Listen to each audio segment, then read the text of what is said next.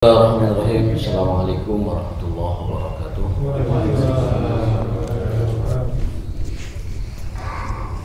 Innal hamdalillah wassalatu wassalamu ala Rasulillah wa ala alihi wa ashabihi wa man walah. Allahumma subhanaka la ilma lana illa ma 'allamtana wa 'allimna ma yanfa'una wa zidna ilman. Rabbana atina fid dunya hasanah wa fil akhirati hasanah wa qina adzabannar. Amin ya rabbal alamin. Sebelum kita mulai kajian, ada pengumuman agar jamaah taklim tidak pulang dulu. Ada nasi kuning, ya. Jadi jangan pulang dulu, kita makan dulu bersama. Mudah-mudahan kepada yang muhsinin yang berdonasi, mudah-mudahan Allah mudahkan rezekinya, Allah lapangkan keberkahannya, dan Allah jaga keselamatannya. Amin ya rabbal alamin. Jadi jangan pergi dulu ya, kita santap dulu itu apa namanya, nasi kuningnya. Kita lanjutkan kajian hadis di nomor Riyadhus Shalihin.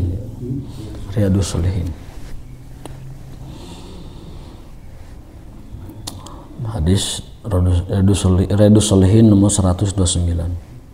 Masih tentang jalan-jalan kebaikan. Bab an turukil khair. Bab tentang jalan-jalan kebaikan. Idza anna Rasulullah sallallahu alaihi wasallam qala idza tawaddaa al-'abdul muslim awil mu'min faghassala wajhahu kharaja min wajhihi kullu khati'ah. Ini udah kayaknya.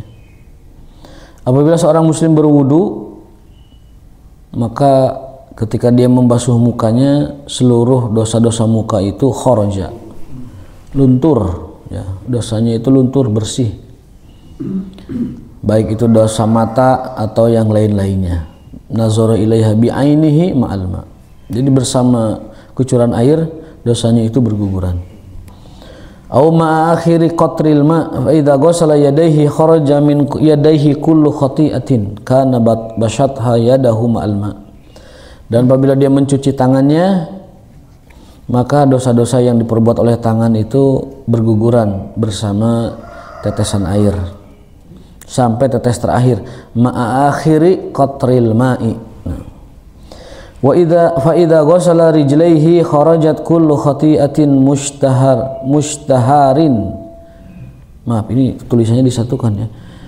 Kullu khati'atin masyatha rijlahu ma'al ma'. Nah, itu yang benar ya. Dan ketika dia mencuci kakinya, kedua kakinya, maka berguguranlah, berjatuhanlah dosa-dosa yang dilakukan oleh kaki yang dia pakai untuk berjalanan, ma'al ma'i au ma'akhir qatril ma', bersama tetes air sampai tetes yang terakhirnya, hatta yakhruju naqiyan minadz-dzunub, sehingga ketika dia selesai berwudu, yakhruju naqiyan minadz-dzunub, dia keluar dari tempat wudu dalam keadaan suci, bersih dari dosa-dosa. Hadis riwayat rawahu Muslim dalam sahihnya.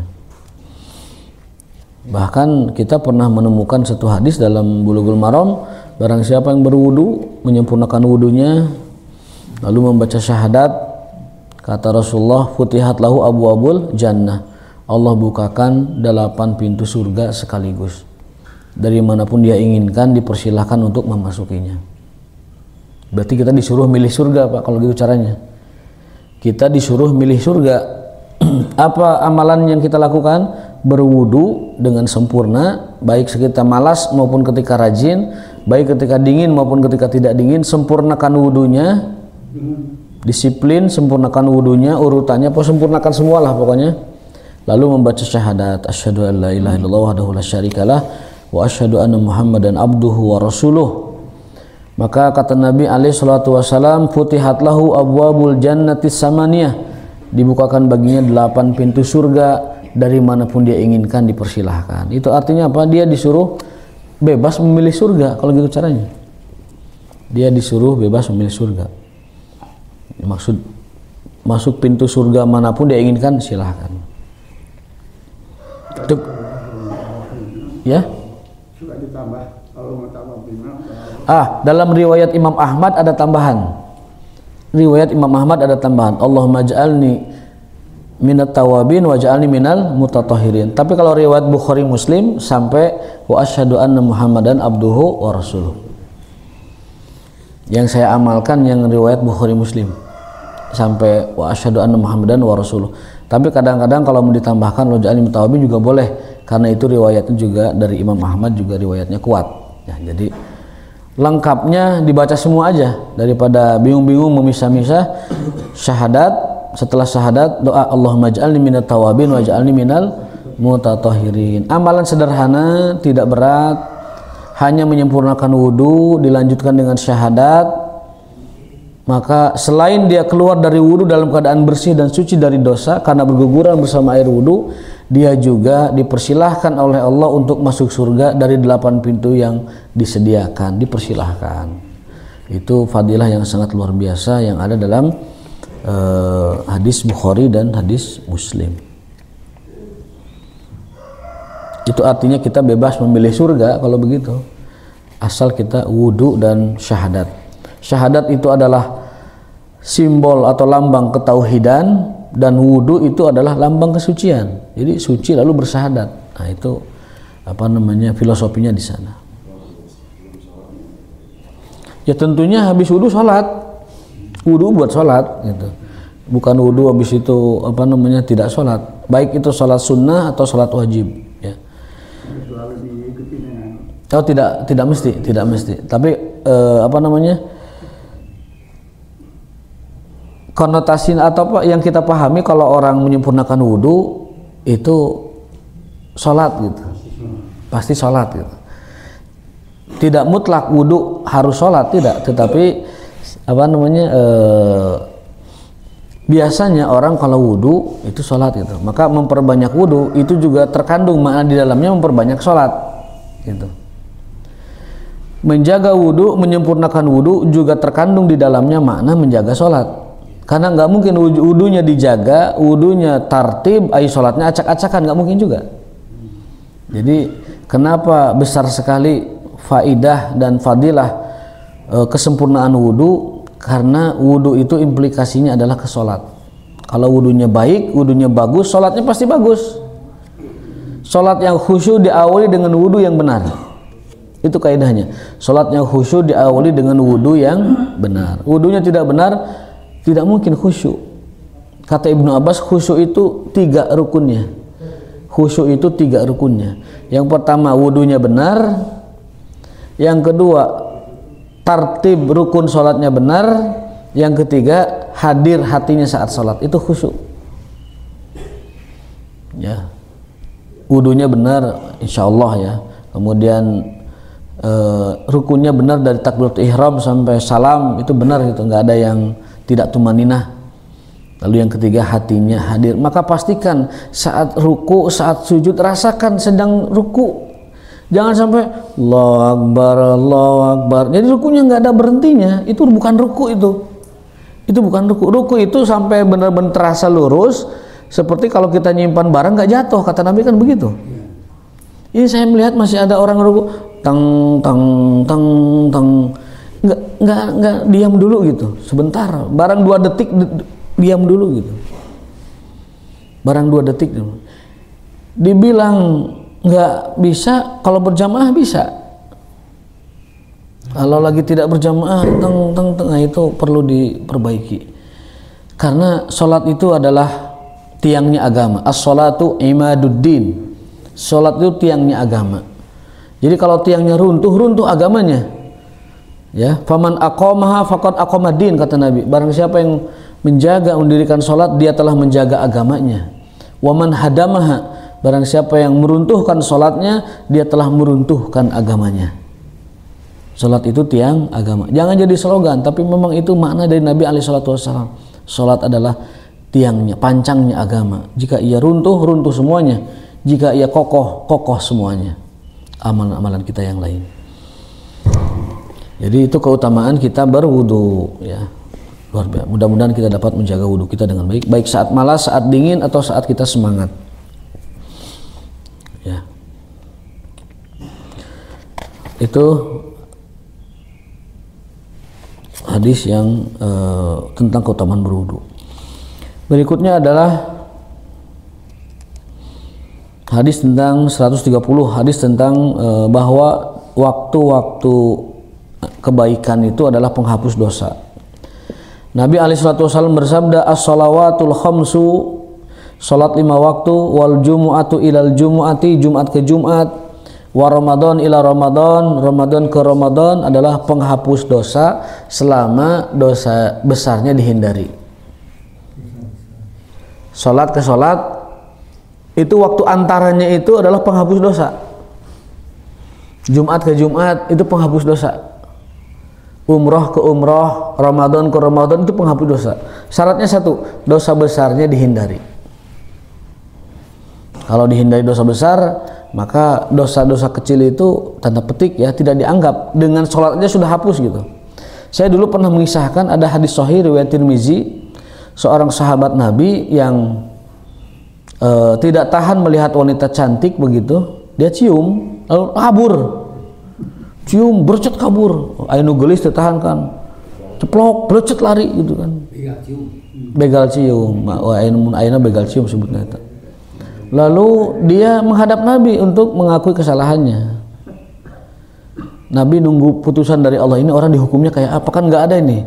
Sebelumnya tuh nggak ada perbuatan kayak gini, belum ada sebelumnya. Ngehukumnya gimana gitu kan. Nabi nunggu wahyu, turun wahyu. Malah ayat yang turun itu ayatnya adalah innal hasanat yudhibna sayiat. Sesungguhnya kebaikan-kebaikan, ibadah-ibadah kita menghilangkan kesalahan dan dosa-dosa. Akhirnya Nabi mengatakan, kamu sholat di mana? Di masjid, apa pengkeren pangersa, ngiring jamaah di pengker. Oh ya udah, Allah sudah maafkan kamu gitu. Jadi ku sholatnya dimaafkan ukar itu mah. Ya.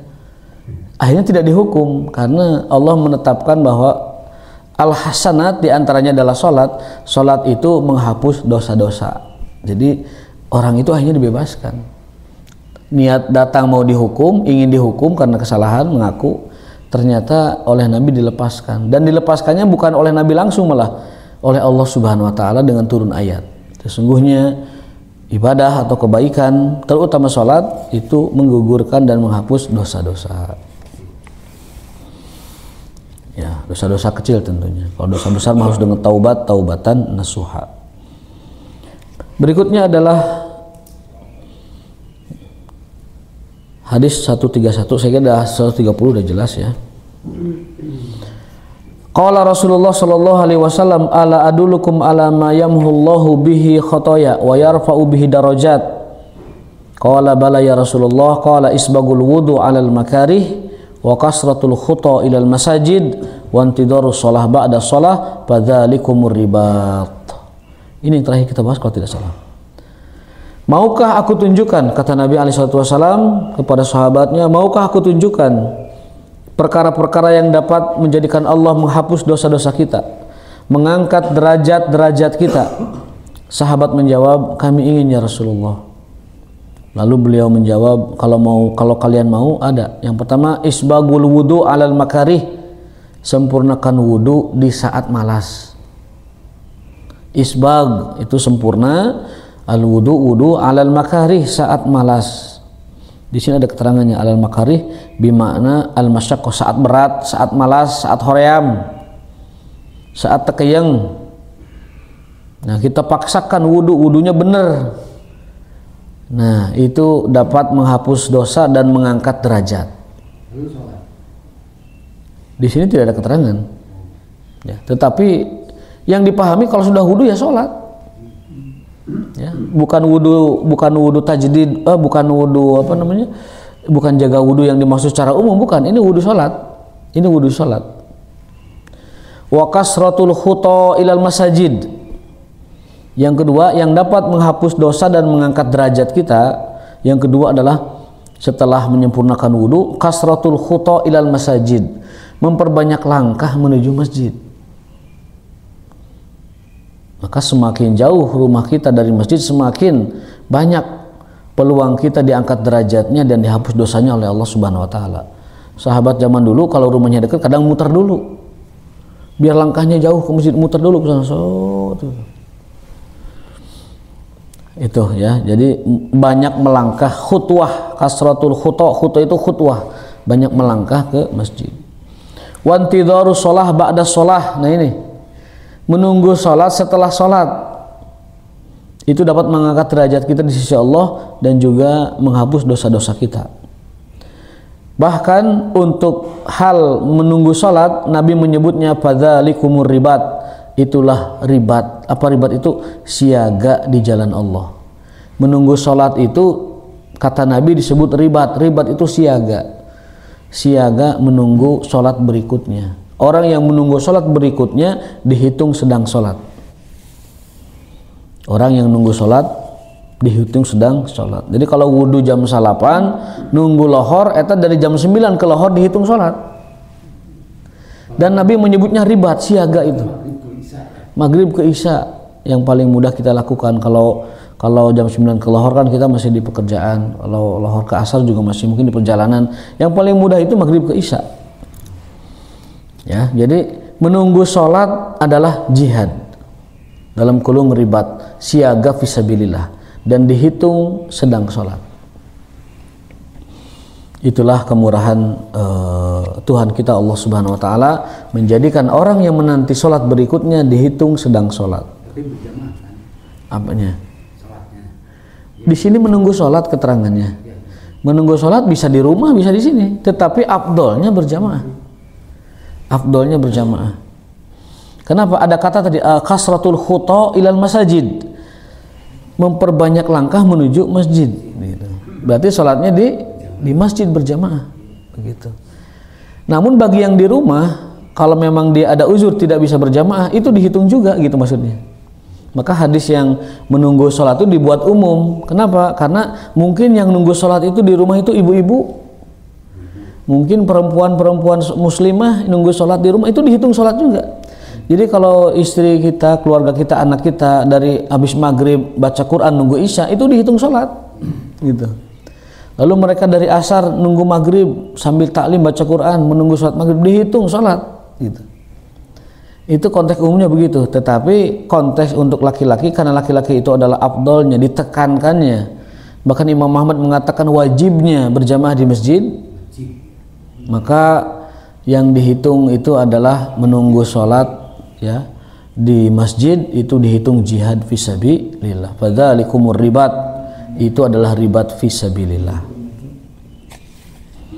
Bagi ibu-ibu di rumah, maka dulu Buya Hamka menyebut kalau ada bapak-bapak laki-laki sholatnya di rumah, kasih mukena aja nah. Itu Buya Hamka, bukan saya ngutip. Saya hanya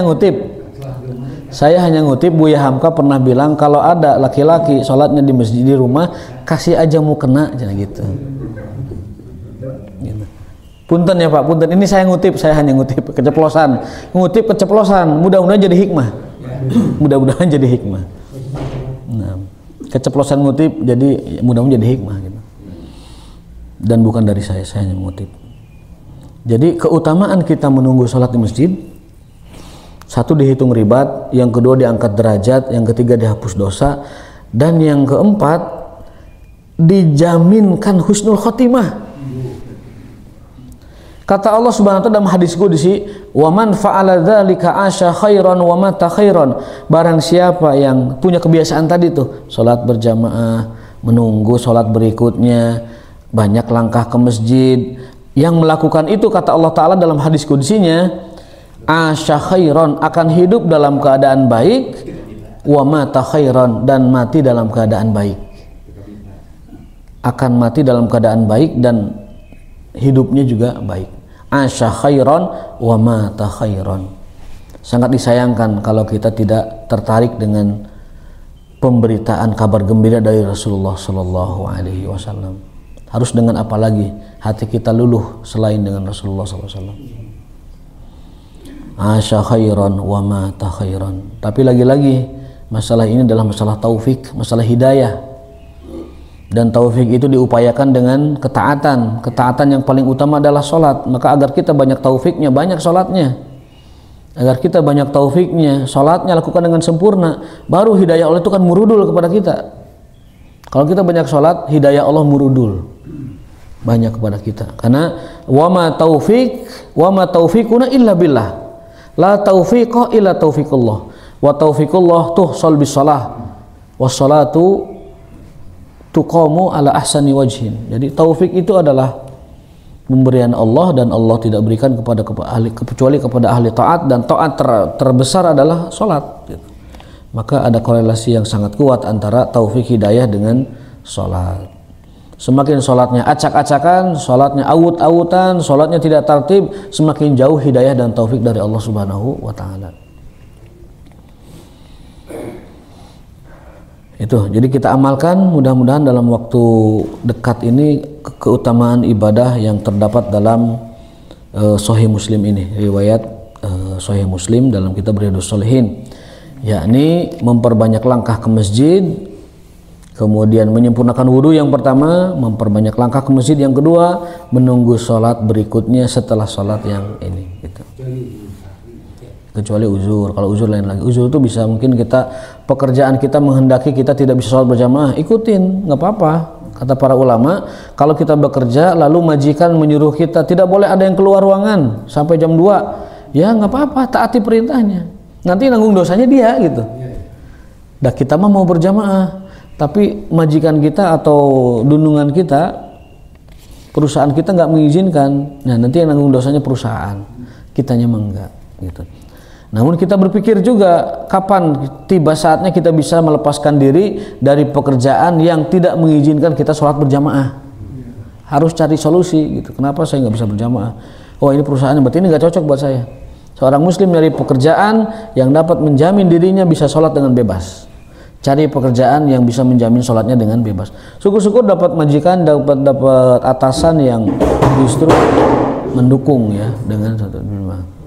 Hati mas, hati, masya Allah. Ya ada apa? Ada pekerjaan yang nggak bisa dilepas. Betul, seperti keamanan Pak Ji. Orang bekerja di pabrik nggak bisa stop. Betul, betul sekali. Jadi nggak bisa sama sekali, itu harus standby deh. Medis juga mungkin, medis.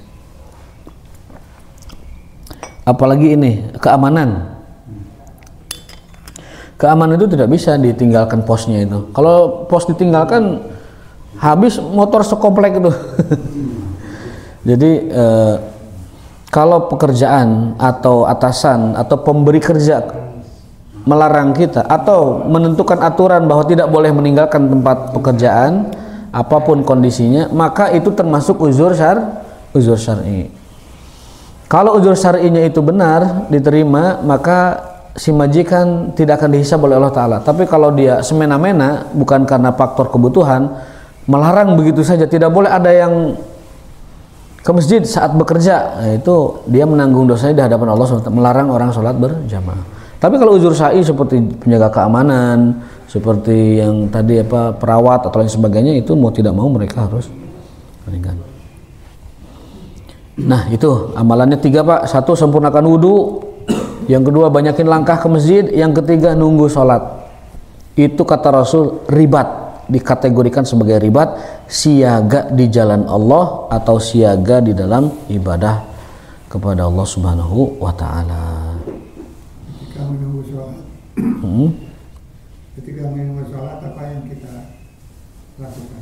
Baca Quran bisa, zikir bisa, ngobrol bisa. Ngobrol bisa. Ngobrol bisa. Senin itu kan maghrib. Menunggu sholat. Menunggu sholat bisa gitu. Diskusi boleh. Yang penting kita niatnya menunggu sholat. Setelah maghrib nunggu sholat sampai isya, itu dihitung sholat. Bukan hanya sholat, bahkan dihitung ribat, dihitung siaga fisabilillah.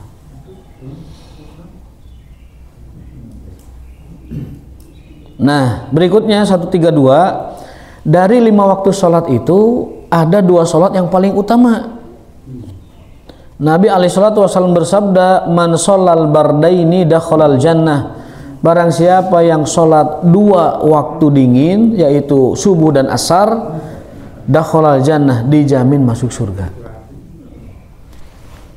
Barang siapa yang menunaikan, menjaga sholat dua waktu dingin. Yang pertama asar karena dia menjelang maghrib. Yang kedua adalah waktu subuh. Itu dua sholat yang paling utama dari 5 sholat. Berdasarkan firman Allah Ta'ala, hafidhu ala sholawat was sholatil wusta wa qumu lillahi qanitin. Jagalah oleh kalian 5 waktu sholat, terutama asar dan subuh, dan tegakkanlah sholat bersama orang-orang yang menegakkannya.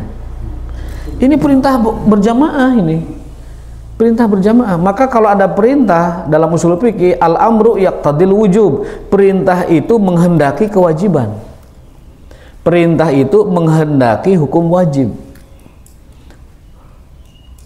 Ada lagi warka'u ma'ar raki'in, rukuklah kalian bersama orang-orang yang ruku, berarti perintah berjamaah.